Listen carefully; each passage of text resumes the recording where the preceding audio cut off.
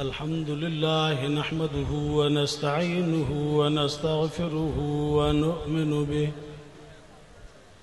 नुअ्मिनु बिही व नतवक्कलु अलैहि व नऊज़ु बिल्लाहि मिन शुरूरि अनफुसिना व मिन सय्यिआति अअमालिना मन यहदिहिल्लाहु फला मुदिल्ल लहु व मन युद्लिल्हु फला हादिय लहु व नशहदु अल्ला इलाहा इल्लल्लाहु वहदहु ला शरीक लहु व नशहदु अन्न सय्यदना व मौलाना मुहम्मदन अब्दुहु व रसूलुहु अम्मा बाद फ़अऊज़ु बिल्लाहि मिनश शैतानिर रजीम बिस्मिल्लाहिर रहमानिर रहीम हुवल्लज़ी अरसल रसूलहु बिलहुदा व दीनिल हक़्क़ लियुज़हिरहु अलद्दीनि कुल्लिहि सदक़ल्लाहु मौलानल अज़ीम व सदक़ रसूलुहुन नबियुस सादिक़ुल अमीन व नहनु अला ज़ालिका लमिनश शाहिदीन वश्शाकिरीन वल्हम्दुलिल्लाहि रब्बिल आलमीन।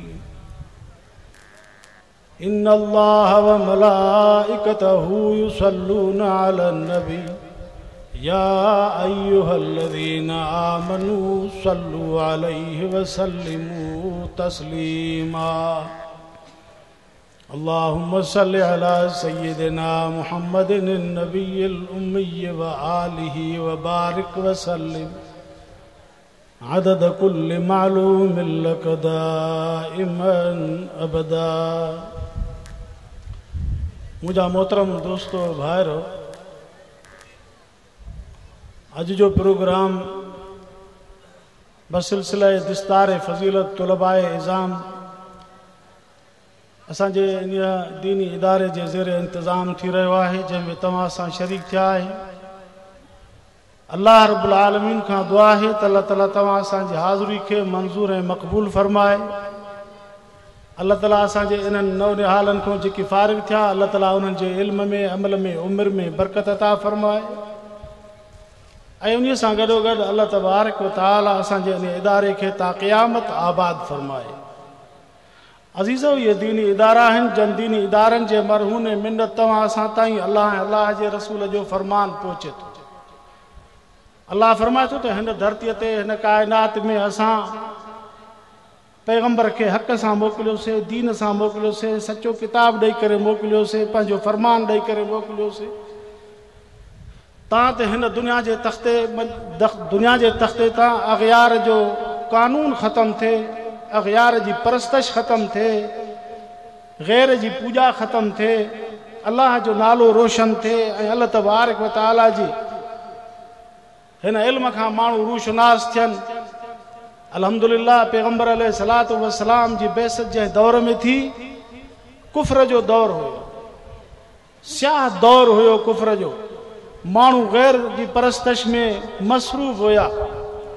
अल्लाह जे रसूल दुनिया जे अंदरि ख़ुदा जो ही पैगाम पहुचायो, जंहिंजे करे माण्हुनि में अल्लाह जे वहदानियत जी नूर जी लाइट पैदा थी ऐं माण्हू मुशर्रफ इस्लाम थिया ऐं तौहीद जे अंदरि सरशार थिया। आहिस्ते आहिस्ते इहो कमु वधंदो वियो। अॼु अल्हम्दुलिल्लाह पूरी दुनिया जे मथां इस्लाम अल्हम्दुलिल्लाह फैलिजी चुको आहे। तव्हां असां अॼु फर्ज़ंदाने तौहीद अॼु हिन जाइ ते मौजूदु आहियूं। अहिड़े नमूने सां असांजे हिन मुल्क जे कुंड कुड़श जे अंदरि इहे मदारिस जिते क़ाल अल्लाह व क़ाल रसूल पढ़ियो वञे थो पियो, सवनि जी तइदाद में उतां बि तलबा फ़ारिग़ थियनि था पिया। असांजे हर साल असांजे हिन मुल्क में जहाँ हज़ारनि जी तइदाद में क़ुरान जा हाफ़िज़, क़ुरान जूं हाफ़िज़ाणियूं, क़ुरान ऐं हदीस जा आलिम ऐं क़ुरान हदीस जूं आलिमाणियूं पैदा थियनि थियूं पियूं। या उलमा जी मेहनत आहे। इस्लाम जे बोल खे ईअं रब तबारक व तआला बाला फरमायो आहे। हज़ूर जो दीन हले थो पियो, हज़ूर दुनिया में जो विया पर दीन हले थो। शरीयत हले थी, अल्लाह जे रसूल जो फरमान हले थो, तव्हां असां आहियूं, तव्हां असां न हुजूं, तव्हां असां दुनिया में जो हलिया वेंदासीं, तॾहिं बि अल्लाह जो दीन हलंदो रहंदो। अल्लाह तबारक व तआला दुनिया के हिन किताब सां रोशन कयो आहे ऐं रोशन थी आहे दुनिया, ऐं इंशा अल्लाह इहा दुनिया हिन किताब सां रोशन थींदी रहंदी। तव्हां असांखे ज़रूरत इन शइ जी आहे त असां पंहिंजो ताल्लुक़ इन्हनि दीन वारनि सां क़ाइमु कयूं। क़यामत जे ॾिहाड़े अल्लाह रब्बुल आलमीन जे रसूल फरमायो माण्हू उन सां गॾु हूंदो जंहिंसां दुनिया में मुहबत हूंदसि। यादि रखिजो, जेकॾहिं तव्हां असांजी दुनिया में हमनशीनी उन्हनि माण्हुनि सां हूंदी जेके इस्लाम जा दुश्मन आहिनि, क़ुरान जा दुश्मन आहिनि, शरीयत जा मुखालिफ़ आहिनि, त पोइ तव्हां असां बि उन्हनि सां। पर जेकॾहिं असां पंहिंजो ताल्लुक़ दुनिया में अहले क़ुरान सां क़ाइमु करे वरितोसीं, मदारिस सां क़ाइमु करे वरितोसीं, क़ाल अल्लाह व क़ाल रसूल पढ़ण वारनि जान सां मुनसलिक रहियासीं, त मूंखे रब जे ज़ात में यकीन आहे, हज़ूर सचो आहे, क़ुरान सचो आहे, अल्लाह सचो आहे। तव्हां असां इन्हनि आलिमनि सां गॾु उथंदासीं। दुआ कयो त अल्लाह ताला तव्हां असांजे ताल्लुक़ खे आलिमनि सां क़ाइमु करण जी तौफ़ीक़ अता फ़रमाए। अज़ीज़ो, असां हैवान आहियूं। हे क़ुरान न हुजे त असांखे सची ॻाल्हि आहे त असां हैवान आहियूं, असांखे का ख़बर न पवंदी त हलाल छा आहे, हराम छा आहे, पाक छा आहे, पलीत छा आहे, सही छा आहे, ग़लति छा आहे, का ख़बर असांखे न पवंदी। जन वटि क़ुरान कोन्हे, अॼु उन्हनि जे हालात खां तव्हां वाक़िफ़ आहियो।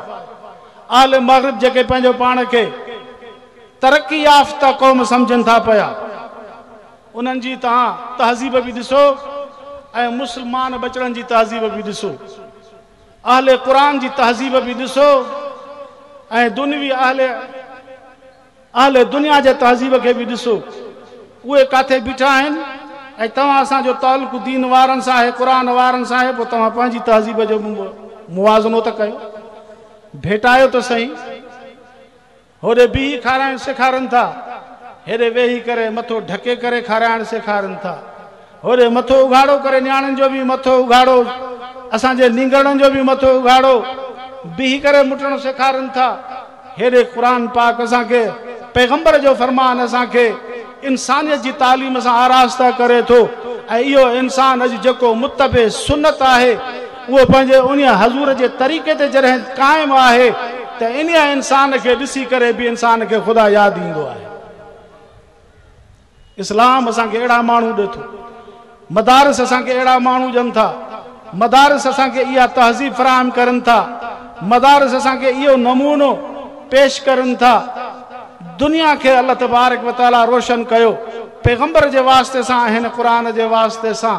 अज़ीज़ो, तव्हां असां दुनिया जे अंदरि फलाह ऐं कामयाबी तॾहिं हासिल कंदासूं जॾहिं असां पंहिंजो ताल्लुक़ दीनी इदारनि सां क़ाइमु कंदासीं, जॾहिं असां पंहिंजो ताल्लुक़ अहले इल्म तबके सां क़ाइमु कंदासूं, जॾहिं तव्हां असां पंहिंजो ताल्लुक़ दीन वारनि सां, साहिब शरीयत सां, ऐं जन जे दिलनि में अल्लाह जो ख़ौफ़ आहे, जन जूं दिलियूं ज़िक्रुल्लाह सां आबाद आहिनि, ऐं जन जे दिलनि में इश्क़ मुस्तफ़ा आहे, जन जे दिलनि में सुन्नत जो इत्तिबा आहे, उन्हनि सां जॾहिं असां ताल्लुक़ क़ाइमु कंदासीं त पोइ दुनिया में जो असां बि इंसान थी करे निकिरंदासीं।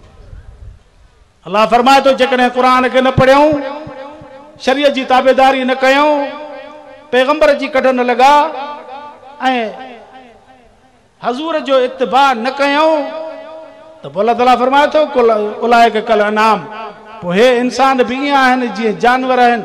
हो चइनि पेरनि ते घुमे थो, हे ॿिनि पेरनि ते घुमण वारो आहे। दुआ कयो त अल्लाह ताला तव्हां असांजे बचड़नि खे क़ुरान जे तालीम सां आरास्ता फरमाए, तव्हां असांजो ताल्लुक़ बि अल्लाह ताला क़ुरान वारनि सां क़ाइमु रखण जी तौफ़ीक़ अता फरमाए। अज़ीज़ो, ॿिनि शयुनि सां इंसान जे तबियत में सुधारो ईंदो आहे, या त तालीम पढ़ण सां या त संगत रखण सां। जेकॾहिं असां क़ुरान जी तालीम न पढ़ी सघियासीं त पोइ अॼु अहले क़ुरान मौजूदु आहिनि, अॼु असांखे पोइ संगत उन्हनि सां रखणु घुरिजे, हम नशीनी उन्हनि जी असांखे हासिल करणु घुरिजे, अॼु असांखे उन्हनि जे वेझो थियणु घुरिजे। तव्हां त असांखे बि अल्लाह जे नाले वठण जो को शौक़ु पैदा थिए, असांजे दिलनि में बि का पाकाई पैदा थिए, असांजे दिलनि में का तक़वा ऐं तहारत ऐं ख़शियत ख़ुदावंदी पैदा थिए, जॾहिं असांजो उन्हनि माण्हुनि सां उथण वेहण हूंदो जंहिंजूं दिलियूं अल्लाह जे नाले सां आबाद आहिनि त पोइ हिकिड़े ॾींहुं तव्हां असां बि इन्हनि जे मैयत में इन्हनि जे संगत में अची करे ख़ुदा वटि निजात ऐं छुटकारो हासिल करे सघंदासीं। इहे इदारा आहिनि। अॼु ॾिसो, अॼु इन्हनि दीनी इदारनि जे ख़िलाफ़ आले मग़रिब बरसरे पैकार आहे त इहे दीनी इदारा ख़तमु थिया, इस्लामी तहज़ीब ख़तमु थिए, क़ाल अल्लाह व क़ाल रसूल जा इदारा असांजे ई हुकूमत ख़ुदि इस्तेमालु थिए थी पई। अहले मग़रिब जे चवण ते असांजा हुकुमरान इस्तेमालु थियनि था। दीनी मदारिस जे ख़िलाफ़ आए ॾींहं पाबंदियूं, आए ॾींहं नवां नवां कानून, आए ॾींहं नवां नवां बिल पास थियनि था।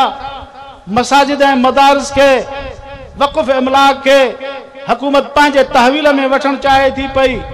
तव्हां त ख़ुदा जे क़ुरान जी तालीम न हले ऐं इस्लाम जी तहज़ीब न हले। ॿियो छा आहे मक़सदु? इहो ई मक़सदु आहे। पर इंशाअल्लाह